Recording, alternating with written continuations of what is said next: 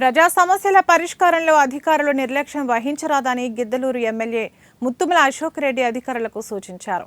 ప్రకాశం జిల్లా కొమరోలు మండల అభివృద్ధి కార్యాలయంలో జరిగిన సర్వసభ్య సమావేశానికి ఎమ్మెల్యే అశోక్ రెడ్డి ముఖ్య అతిథిగా హాజరయ్యారు.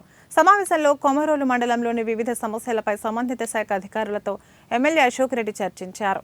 ముఖ్యంగా గ్రామీణ ప్రాంతాలలో రోడ్లు, శానిటేషన్, రైతుల సమస్యల పరిష్కారంలో అధికారులు నిర్లక్ష్యం వహించరాదని అన్నారు.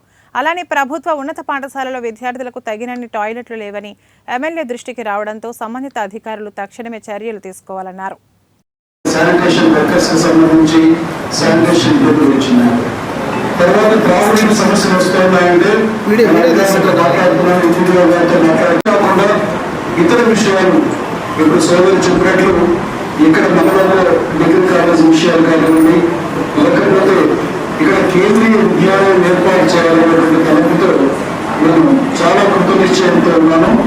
సబ్స్టేషన్ కూడా తీసుకురాబోతా ఉన్నాను. అలాగే మండలంలో సబ్స్టేషన్ కొత్తది కూడా 33/11 కేబుల్ కూడా త్వరలో నేను భూమి పూజ చేయబోతా ఉన్నాను. ఈ మాటలు చెప్పడంలో నా ఉద్దేశం ఏమిటంటే మండల అభివృద్ధి పట్ల నేను ఈ మండల వాసిగా పూర్తి స్థాయిలో ఈ మండల